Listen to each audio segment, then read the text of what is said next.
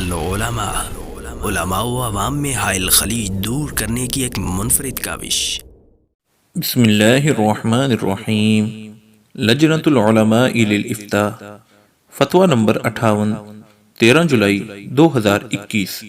سوال: پاؤں سے پاؤں اور کندھے سے کندھا ملانے سے متعلق ایک حدیث مروی ہے۔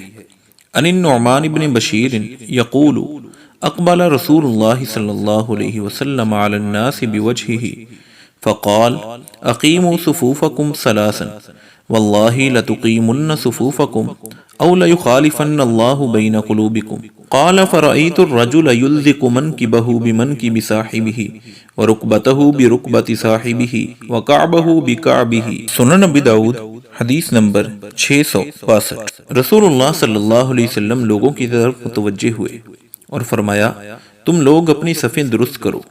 یہ جملہ آپ نے تاکید کے طور پر 3 بار کہا۔ اللہ کی قسم تم لوگ اپنی صفیں درست کرو گے ورنہ اللہ تعالیٰ تمہارے دلوں میں پھوٹ ڈال دے گا۔ نعمان بن بشیر رضی اللہ عنہ کہتے ہیں تو میں نے آدمی کو اپنے ساتھی کے مونڈے سے مونڈا، گھٹنے سے گھٹنا اور ٹخنے سے ٹخنا ملا کر کھڑا ہوتے دیکھا۔ شیخ محترم، کچھ لوگ مندرجہ بالا حدیث کے متعلق کہتے ہیں چونکہ گھٹنے سے گھٹنا ملایا ہی نہیں جا سکتا اس لیے پاؤں ملانے سے حقیقی ملانا مراد نہیں بلکہ برابر کرنا مراد ہے۔ کیا یہ بات درست ہے؟ برائے مہربانی اس حدیث کا درست معنی و مفہوم واضح فرما دیں۔ جواب: الحمدللہ وحدہ والصلاة والسلام علی من لا نبی بعدہ۔ جو حدیث اوپر نقل کی گئی ہے ویسے تو اس کا معنی واضح ہی ہے، لیکن اس کی مختلف روایات کو دیکھا جائے تو اس کی مزید وضاحت ہو جاتی ہے۔ ذیل میں ہم اس حدیث کو 3 حصوں میں تقسیم کر کے اس کے مختلف الفاظ ذکر کرتے ہیں۔ صف درست کروانے کا طریقہ نبوی۔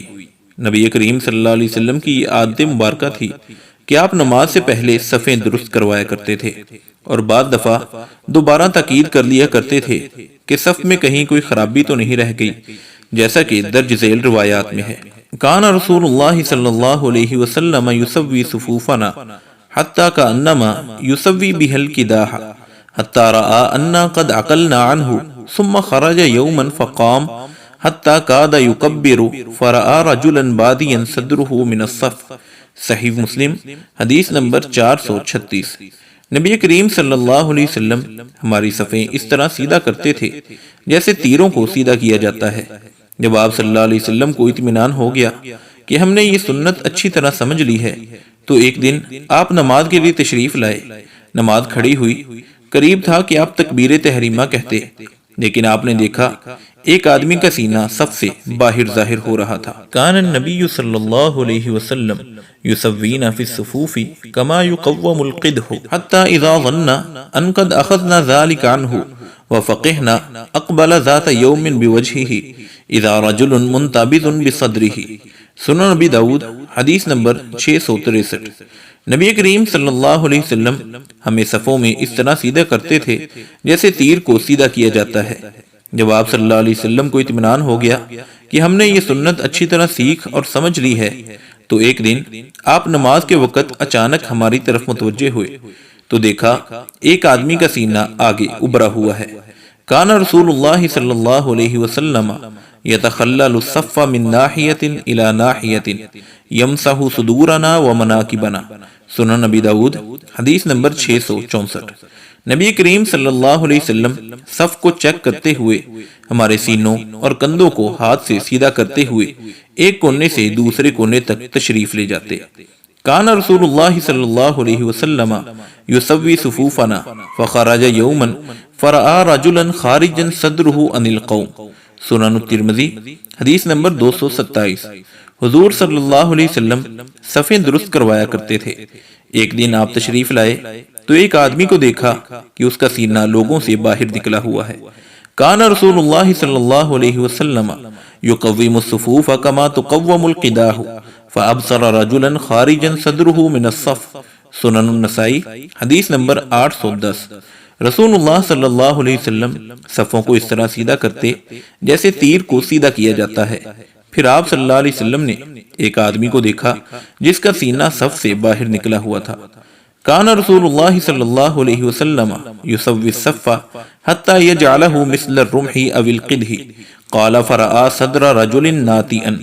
سنن ابن ماجہ حدیث نمبر 994۔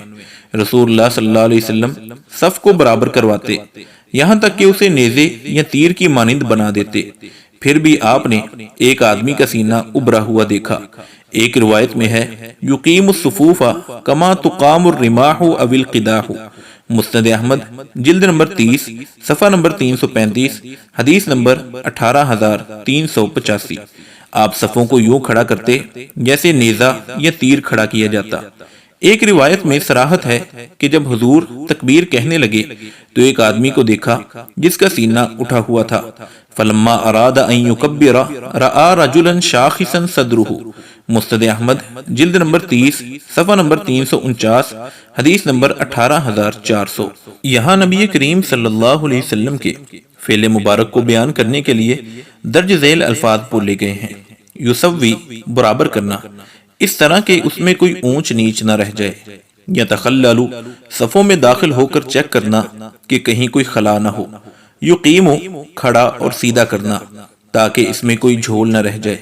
یقوم بالکل سیدھا کرنا، کمی کوتاہی دور کرنا۔ یہاں بھی تسویہ اور اقامت والا معنی کی تاکید ہی مراد ہے۔ ان چار لفظوں سے اندازہ ہوتا ہے کہ نبی کریم صلی اللہ علیہ وسلم صف کی درستی کا انتہائی زیادہ اہتمام کرتے تھے اور آگے پیچھے دائیں بائیں ہر اعتبار سے اس کے سیدھا اور ملے ہوئے ہونے کی تاکید و تسلی کرتے تھے۔ صحابہ کرام کی صف بندی کی نقشہ کشی۔ نبی کریم صلی اللہ علیہ وسلم جب اس قدر اہتمام کے ساتھ صف بندی کرواتے تو صحابہ کرام کی صفیں کیسی ہوتی ہوں گی، یہ خود صحابہ کرام کی زبانی ملاحظہ کیجئے۔ نعمان بن بشیر رضی اللہ عنہ بیان کرتے ہیں فرأیت الرجل یکون کعبہ بکعب صاحبہ ورکبتہ برکبت صاحبہ ومنکبہ بمنکب صاحبہ۔ صحیح ابن خزیمہ جلد نمبر 1 صفحہ نمبر 82 حدیث نمبر 160۔ میں نے دیکھا کہ ہر آدمی کا ٹخنا ساتھ والے کے ٹخنے سے اور گھٹنا ساتھ والے کے گھٹنے سے اور کندھا ساتھ والے کے کندھے کے ساتھ تھا۔ ایک اور روایت میں یہ الفاظ ہیں فَلَقَدْ رَأَيْتُنَا وَإِنَّ الرَّجُلَ مِنَّا لَيَلْتَمِسُ بِمَنْكِبِهِ مَنْكِبَ أَخِيهِ وَبِرُكْبَتِهِ رُكْبَتَ أَخِيهِ وَبِقَدَمِهِ قَدَمَ أَخِيهِ۔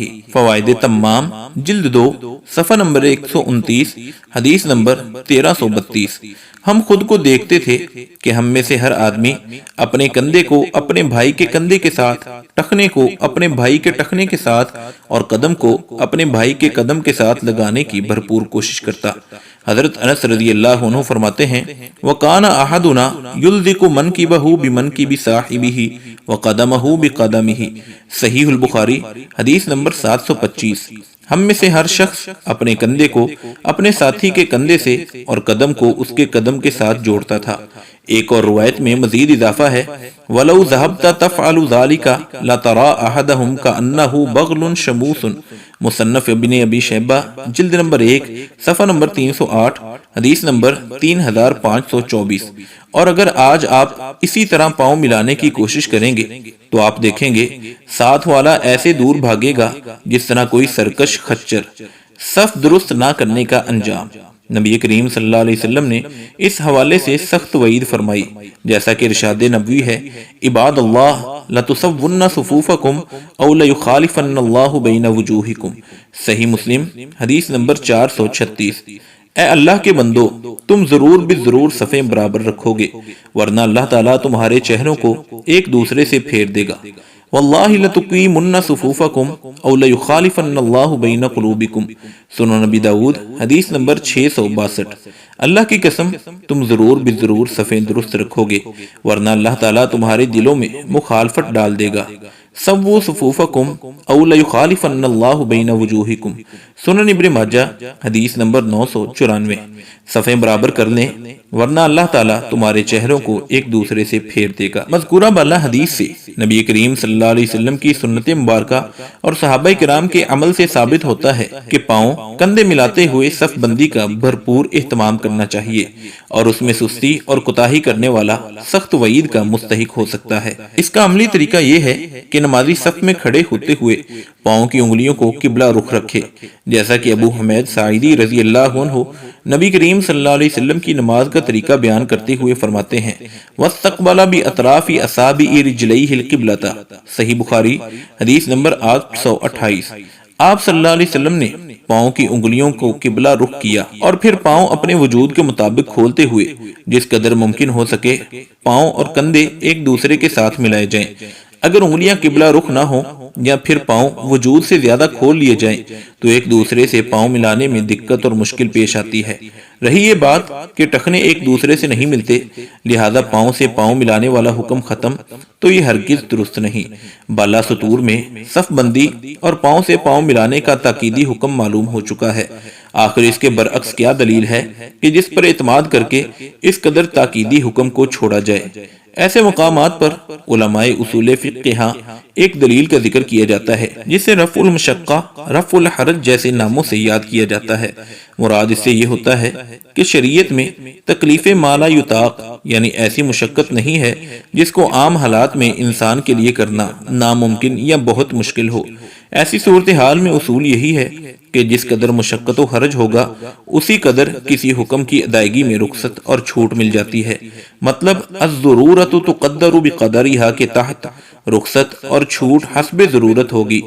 یہ نہیں کہ ایک مشقت تنگی اور عذر کا بہانہ بنا کر کسی شرعی حکم یا احکامات سے کلی آزادی کا راستہ اختیار کر لیا جائے۔ لہذا ہم یہ کہیں گے کہ اگر آپ کے ٹخنے نہیں ملتے تو آپ ملانے میں تکلف نہ کریں، لیکن پاؤں سے پاؤں ملانے والے بقیہ حکم پر تو عمل پیرا ہوں، کیونکہ ان کے ملانے میں تو کوئی مشقت یا عذر نہیں۔ تعجب ہے کہ جو حکم صف بندی کی اہمیت پر دلالت کرتا ہے ہم اس سے صف بندی میں سستی و کوتاہی کے دلائل کشید کر رہے ہیں۔ آپ حدیث سے ایسا درست مفہوم کیوں نہیں لیتے جو دیگر نصوص کے بھی مطابق ہو کہ پاؤں کو ایک دوسرے کے ساتھ اس قدر ملانے کی تاکید ہے گویا کہ آپ ٹخنے سے ٹخنا ملانا چاہتے ہیں۔ امام ابن خزیمہ نعمان بن بشیر رضی اللہ عنہ والی حدیث نقل کرنے کے بعد فرماتے ہیں وفی هذا الخبر ما نفى الشق والارتياب ان القاب هو العظم الناتي الذي في جانب القدم الذي يمكن القائم في الصلاة ان يلزقه بقاب من هو قائم الى جنبه في الصلاة۔ صحیح ابن خزیمہ جلد نمبر 1 صفحہ نمبر 82 حدیث نمبر 160 کے تحت۔ اس روایت سے بلا شک و شبہ یہ بات ثابت ہوتی ہے کہ کعب سے مراد قدم کے ایک طرف ابری ہوئی وہ ہڈی ہے جسے نماز میں ساتھ کھڑے آدمی کے ٹخنے کے ساتھ ملانا ممکن ہوتا ہے۔ ٹخنے سے ٹخنا ملنے کا امکان بھی تبھی ہوتا ہے جب پاؤں آپس میں اہتمام کے ساتھ ملائے جاتے ہیں۔ جب پاؤں ہی نہ ملے ہوئے ہوں اور ان میں فاصلہ ہو تو ٹخنے سے ٹخنا ملنے کے امکان کا کوئی معنی نہیں رہ جاتا۔ آخر میں ہم ایک اہم تنبیہ کرنا چاہتے ہیں کہ پاؤں سے پاؤں اچھی طرح مل جائیں لیکن ٹخنے سے ٹخنا نہ مل رہا ہے تو پھر الزاق الکعبین پر تکلف و اصرار درست نہیں، کیونکہ اس سے صف بھی خراب ہوتی ہے۔ انگلیاں قبلہ رخ رکھنے والی سنت بھی متاثر ہوتی ہے اور انسان خود بھی اور دوسروں کو بھی مشقت میں ڈالتا ہے، اور جیسا کہ ہم نے پہلے ذکر کیا ہے کہ ایسی مشقت شریعت میں مقصود نہیں ہے، لہذا اہل علم نے اس سے منع کیا ہے۔ بلکہ شیخ بکر ابو زید رحمہ اللہ نے اپنی کتاب لا جدید فی احکام الصلاۃ میں اسے غلو اور بدعت قرار دیا ہے۔ ھذا ما عندنا واللہ اعلم بالصواب وآخر دعوانا ان الحمد للہ رب العالمین۔ مفتیان کرام فضیلت الشیخ ابو محمد عبد الستار حماد حفظہ اللہ، فضیلت الشیخ عبد الحلیم بلال حفظہ اللہ، فضیلت الشیخ جاوید اقبال سیالکوٹی حفظہ اللہ، فضیلت الدکتور عبد الرحمن یوسف مدنی حفظہ اللہ، فضیلت الشیخ سعید مجتبی سعیدی حفظہ اللہ، فضیلت الشیخ ابو عدنان محمد منیر قمر حفظہ اللہ، فضیلت الشیخ عبد الرؤوف بن عبد الحنان حفظہ اللہ۔ العلماء، علماء و عوام میں حائل خلیج دور کرنے کی ایک منفرد کاوش۔